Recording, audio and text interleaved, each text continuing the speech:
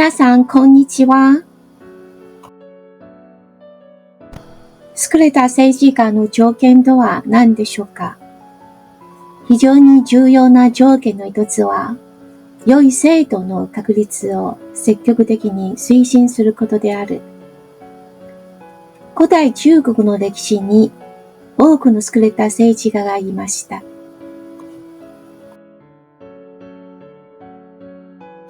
今日は中国の有名な政治家6人を紹介していきたいと思います。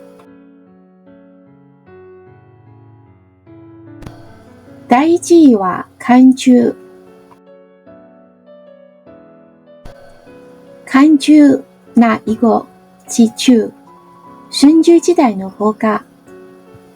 漢氏、漢以後、漢慶中と呼ばれ、周の母国の後裔である。軍人、政治家、経済学者、改革者であり、賢人の師、科学文明の保護者と呼ばれる。奉祝の推薦で、蔡の宰相となり、蔡の観光を補佐して、春秋時代の最初の覇者となった。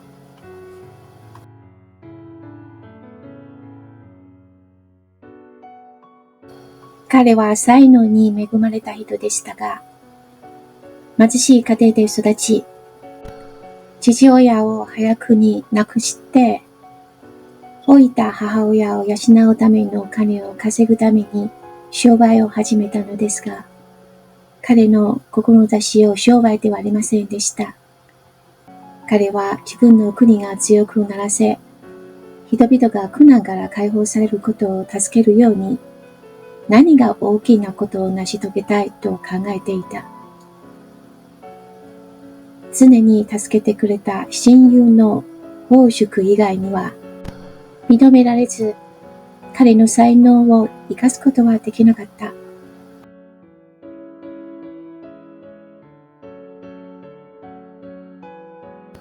蔡の女王の時代、漢中は孔子宮に仕え、奉祝は孔子古학に仕えた。女王はあまり暴虐で、二人の息子、孔子古学と孔子宮は命を保つため、国外に逃亡しました。逃亡中、孔子宮と漢中が牢に避難し、牢から尊敬されるようになったのです。しかし、蔡の女王が高僧無知に殺された直後、孔子古学は先に蔡に書いて、老いを継承し、老いを争っていた孔子宮を追い詰め、殺そうとした。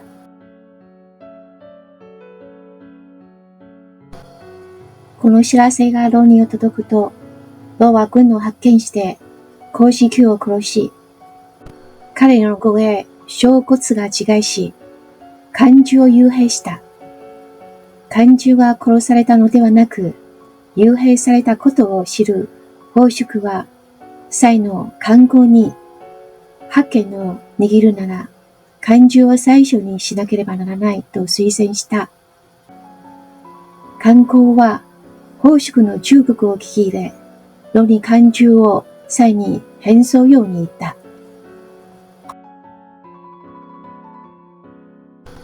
漢中が蔡に帰る数日前、観光は3日間、再会沐浴をし、自ら城門に迎えに来て、馬車を相乗りさせ、国を治めることについて助言を求めました。漢中が蔡に到着した後、蔡の観光の宰相に任命された。彼は蔡の人々の安定と繁栄に大きく貢献し、国家の平和と繁栄を確保した。彼は観光の発見を成し遂げることを補佐し、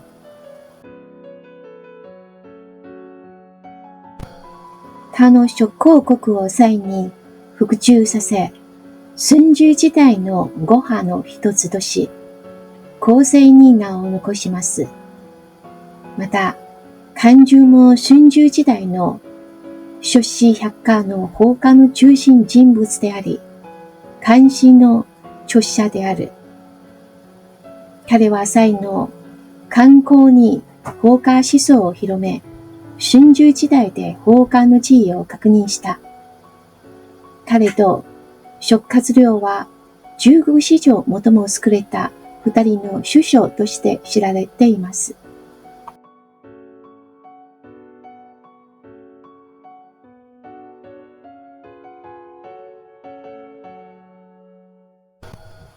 第2位は昭王です。昭王については多くの人がよく知っています。昭王、氏は公孫、名は王、中国史上有名な政治家、改革家、思想家であり、戦国時代に生まれました。彼は英の出身、そのため、英王や公孫王とも呼ばれています。後に、合戦の戦いで功績を上げ、昭王という土地の守護優に封ぜられ、号は将軍、昭王と称されるようになりました。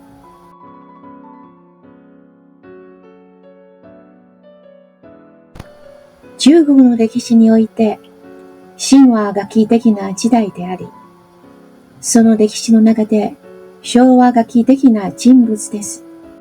昭王の返報という遺産を残し、後世に大きな影響を与えました。昭王の返報は多岐にわたる内容がありますが、その目的はただ一つでした。それは、真のすべての百姓を国家の奴隷として武装させ、男性は戦争に、女性は農業生産に従事させることです。さらに、彼らが怠慢や不満を示した場合、死刑という厳しい刑罰が適用されました。特筆すべきは、昭王の改革は非常に厳格であり、経済重罰の考え方が貫かれていたことです。つまり、昭王の返報では、罰の役割は、違反者が自分の行為に対して適切な責任を負うことではなく、一攫効果を生み出すことで、人々が違反することを恐れさせます。これは、早期の放火の典型的な執行です。当時、地面に灰を捨てるだけでも、刑刑を受けます。刑刑は刑罰の一つで、顔に文字を入れ墨する処されたと言われています。また、何もしなくて、ただ閉じこもって家にいるだけでも、処罰される連座制度がある。彼は残酷な手段を用いて、不満の声を鎮圧し、わずか1日で700人以上を処刑しました。そのため、威水は赤くなる。号泣の声が天地を揺るがしました。皇太子の2人の教師もそれぞれ、刑刑と儀刑に処されました。儀刑は鼻を切り落とすことです。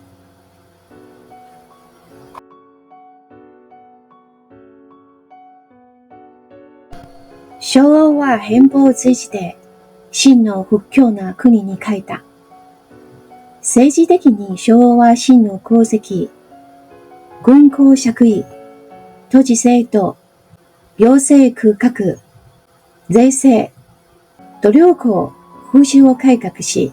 厳しい法律を制定した。経済的に昭王は農業を重視し、商業を抑制し、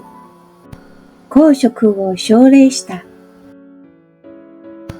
軍事的に昭王は統帥として新軍を率いて合戦を奪回した。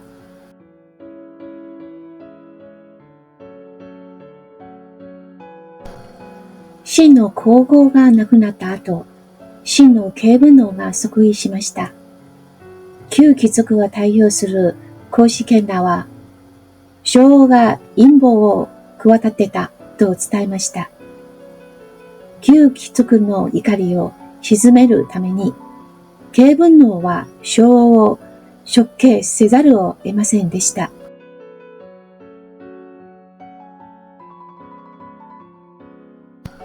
昭王が亡くなった後、昭王の子孫は徐々に秦、そして秦王朝の主流の思想となりました。慶文王は昭王の思想を引き続き、秦の改革を続けました。当時、秦の改革は最も徹底的で、連続性のある改革であり、他の国々では改革を進めていた人が死ぬと改革は止まってしまうことが多かったが、秦は一貫して強くあり続け、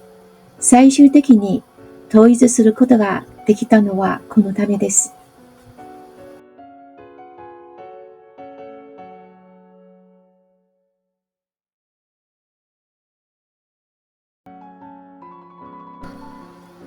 第3位は、諸葛亮。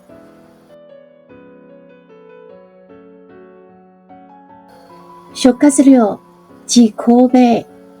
蜀漢の丞相、中国史上著名な政治家、軍事家、発明家で、我流と称されています。劉備は参考の礼して、諸葛亮を招き、彼が孫権と劉備の同盟を促進し、蜀漢政権の確立に決定的な役割を果たしました。劉備の死後、諸葛亮は武功号に封じられ、蜀漢丞相に任命され、劉禅の補佐し、蜀漢政治、軍事の実質的な指導者となりました。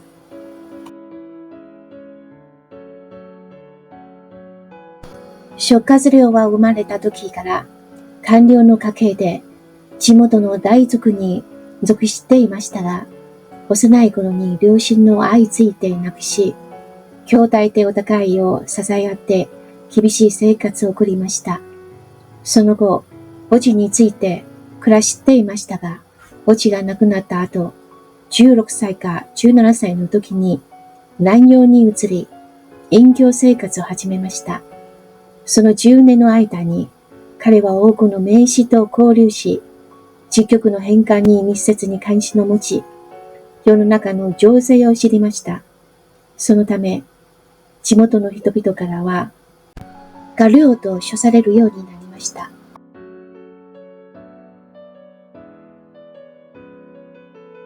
諸葛亮が27歳の時、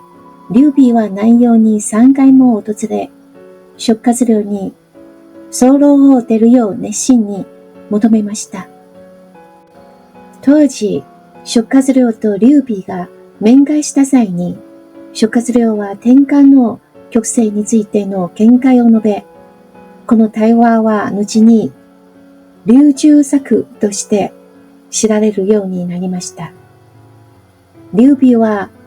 諸葛亮の分析に非常に共感し、何とも達成できましたが、最終的に諸葛亮はようやく誘いに応じて出籠しました。これが有名な三顧の礼である。建南13年、諸葛亮は巧みな策略を用いて、東郷の孫権と帰化の優勝、周遊とともに曹操をぶち破り、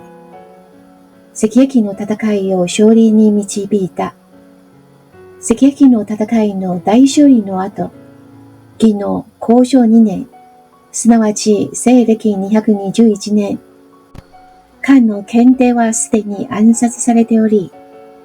諸葛亮は劉備に自立し、蜀漢を建国するよ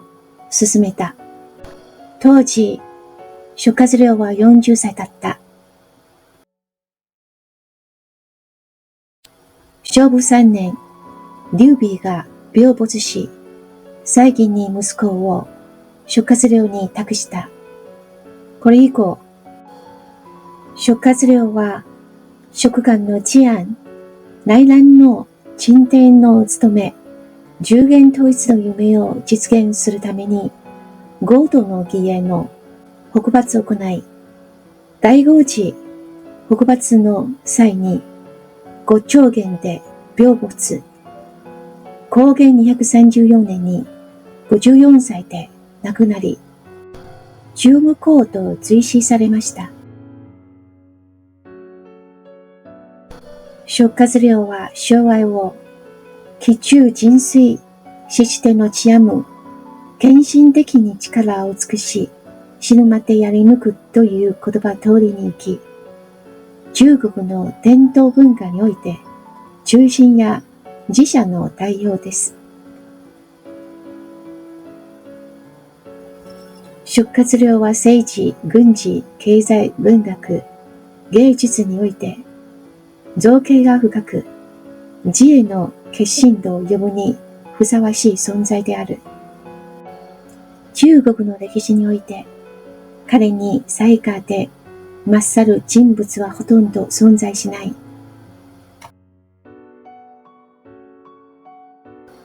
次回は第4位から紹介していきます。最後までご覧のいただき、誠にありがとうございました。また次の動画で会いましょう。